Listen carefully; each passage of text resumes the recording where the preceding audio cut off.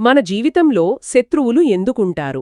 మనం కొంచెం ఎదుగుదామనుకునే ప్రతిసారి మనల్ని కిందకి లాగడానికి ఎవరో ఒకరు ఎందుకు ప్రయత్నిస్తారు? ఇది చాలా మందిని అడిగే ప్రశ్న. అవును. అయితే ఈరోజు మనం ఆ శత్రువుల గురించి కాదు, వాళ్ళని ఎదుర్కోవడంలో మన వ్యూహం గురించి మాట్లాడుకుందాం. ముఖ్యంగా ఆచార్య చాణక్యుడి ప్రకారం. చాణక్యుడు. ఆయన చెప్పేదేంటంటే అసలైన గెలుపు యుద్ధంలో కత్తులతో పోరాడటం కాదు. కానే కాదు, మన మెదడుతో, మన మౌనంతో శత్రువుని మానసికంగా ఓడించడం. వాళ్ల ప్రమేయం లేకుండానే వాళ్ల ఓటమిని వాళ్లే ఒప్పుకునేలా చెయ్యడం. సరిగ్గా చెప్పారు. ఇది అసలు ప్రత్యక్ష ఘర్షణ గురించే కాదు, ఇదొక మానసిక చదరంగం లాంటిది. ఈరోజు మనం చాణక్య నీతి నుండి ఒక 3 కీలకమైన సూత్రాలను గురించి లోతుగా విశ్లేషించబోతున్నాం. ఇవి పాతకాలం నాటివి అయినా ఇప్పటికీ వర్తిస్తాయంటారా? ఖచ్చితంగా.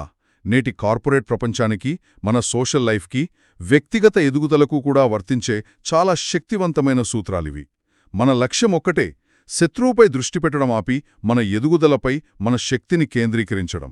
మన విజయంతోనే వాళ్ళకి సమాధానం చెప్పడం. అదే. అద్భుతం. అయితే మొదటి సూత్రంతో మొదలుపెడదాం. చాణక్యుడు చెప్పిన అత్యంత కీలకమైన సూత్రం, మీ ప్రణాళికలను ఎవరికీ చెప్పవద్దు. అంటే మీ రహస్యాలను కాపాడుకోండి. అవును. తన ప్లాన్స్ అందరికీ చెప్పేవాడు తన సమాధిని తానే తవ్వుకుంటాడు అని కూడా అంటాడు. ఇది వినడానికి చాలా సీరియస్గా ఉంది.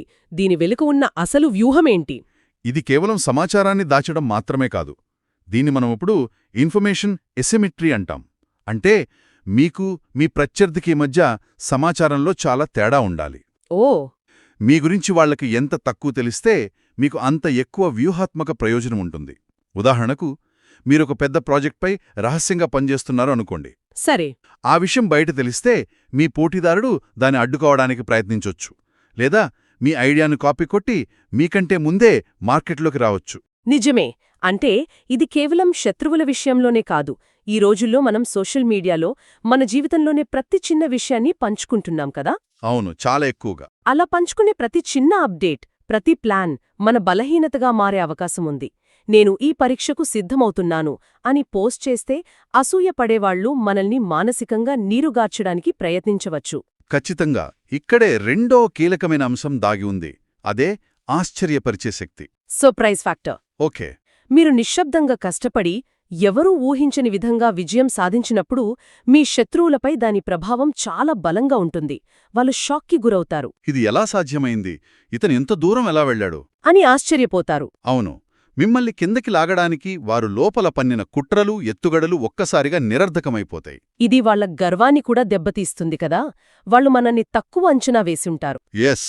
కాని మన నిశ్శబ్ద విజయం వాళ్ల అంచనాలను తలకిందులు చేస్తుంది. చివరికి వారే మన దగ్గరికి వచ్చి నువ్వు గొప్పవాడివి అని ఒప్పుకునే పరిస్థితి వస్తుంది. మనం వాళ్లతో పోరాడక్కర్లేదు, మన విజయమే వాళ్లని ఓడిస్తుంది. అవును. అంతేకాదు, దీనివల్ల మన శక్తి కూడా వృధా కాదు. దీన్ని మనం ఎమోషనల్ ఎకానమీ అని పిలవవచ్చు.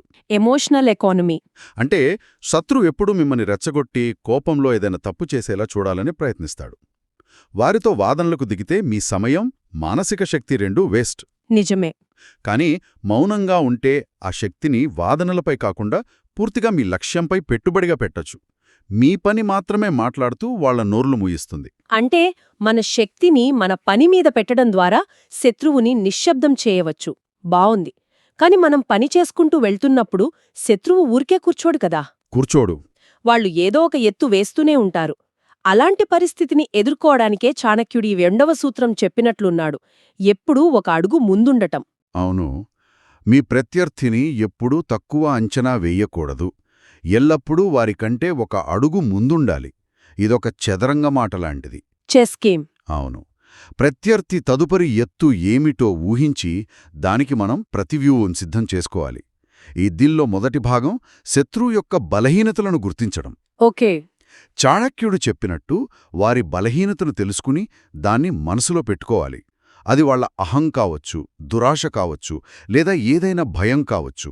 అయితే ఇక్కడ దాడి చేయడం అంటే భౌతికంగా కాదు కదా, వ్యూహాత్మకంగా. ఉదాహరణకు ఆఫీస్లో ఒక సహోద్యోగి ఎప్పుడూ క్రెడిట్ తీసుకోవడానికి ప్రయత్నిస్తున్నాడనుకుందాం. అది అతని బలహీనత. కరెక్ట్.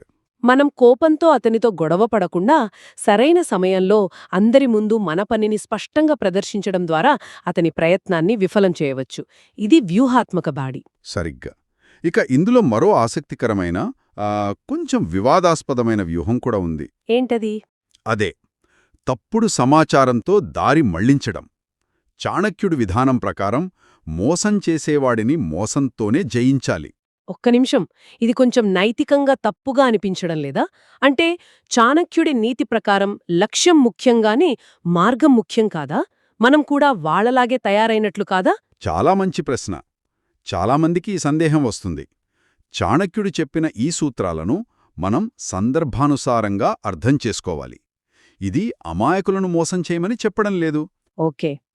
మిమ్మల్ని నాశనం చేయాలని చూసే దుష్టుడి విషయంలో ధర్మాన్ని కాపాడటానికి అధర్మాన్ని ఉపయోగించడంలో తప్పులేదని చాణక్యుడు ఉద్దేశం. ఇది ఆత్మరక్షణ కోసం ఉపయోగించే వ్యూహం. ఉదాహరణకు వ్యాపారంలో ఒక పోటీదారు మీ రహస్యాలు తెలుసుకోవడానికి ప్రయత్నిస్తున్నాడు. అప్పుడు మీరు కావాలనే ఒక తప్పుడు ప్రాజెక్ట్పై పనిచేస్తున్నట్లు వాళ్ళని నమ్మించి అసలు ప్రాజెక్ట్ను రహస్యంగా పూర్తి చేయవచ్చు. అర్థమైంది. ఇక్కడ మన ఉద్దేశం వాళ్ళని నాశనం చేయడం కాదు, మనల్ని మనం కాపాడుకోవడం.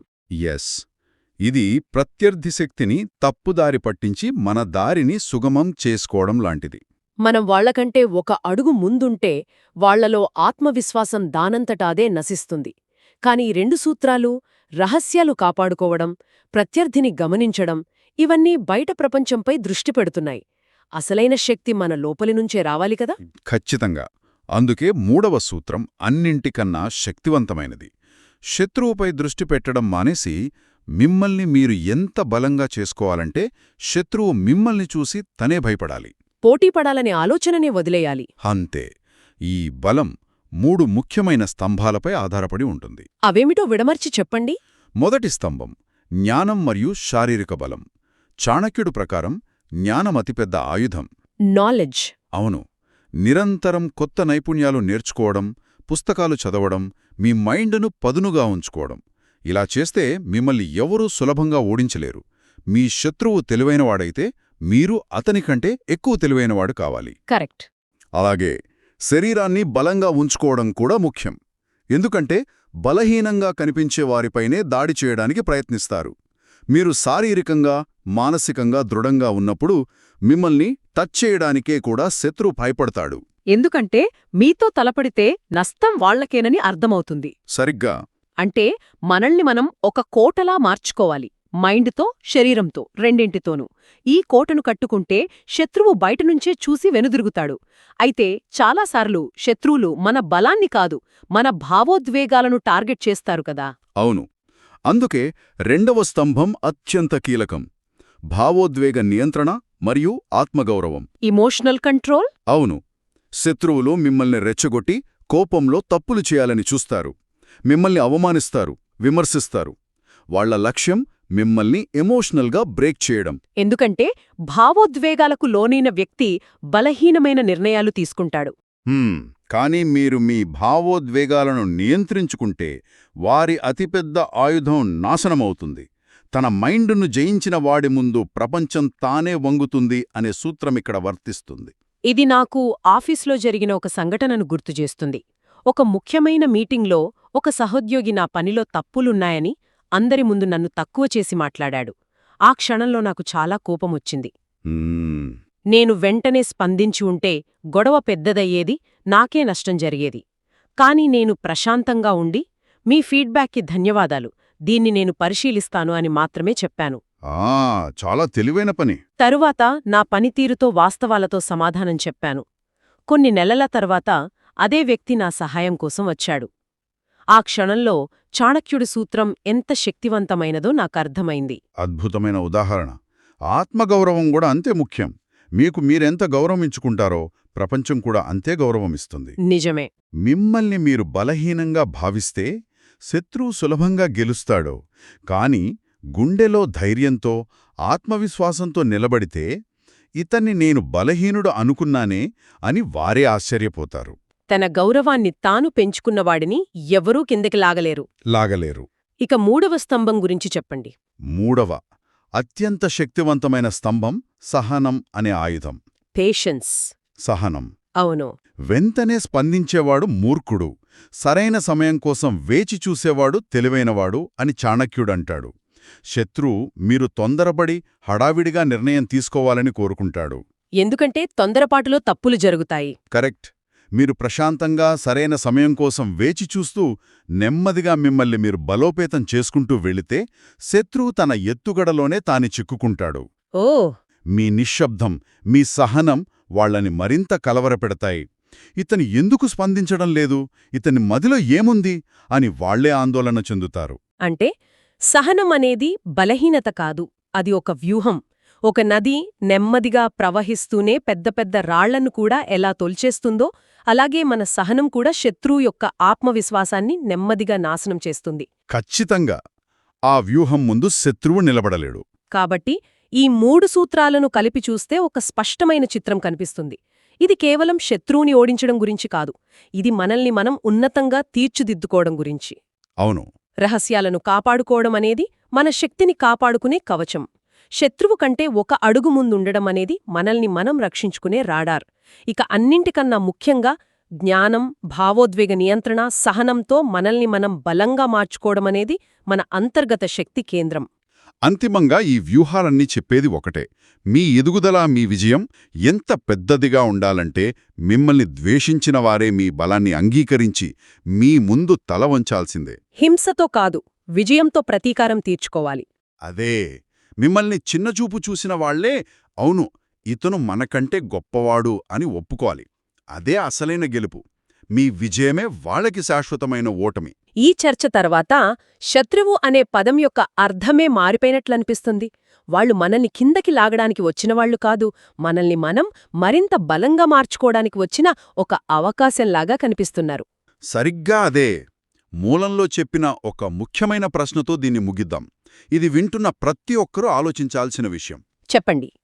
మన జీవితంలో మనం చేసే అతిపెద్ద తప్పు మన శత్రువుకి ఎక్కువ ప్రాముఖ్యత ఇవ్వటం. వారి గురించి ఆలోచిస్తూ, వారి మాటలపై శ్రద్ధ పెడుతూ మన అమూల్యమైన శక్తిని, సమయాన్ని వృధా చేయడం. ఒకవేళ ఆ దృష్టిని, ఆ శక్తిని 100% పూర్తిగా మన ఎదుగుదల వైపు మళ్లిస్తే ఏం జరుగుతుంది? ఆ సమాధానంలోనే అసలైన విజయం దాగి ఉంది.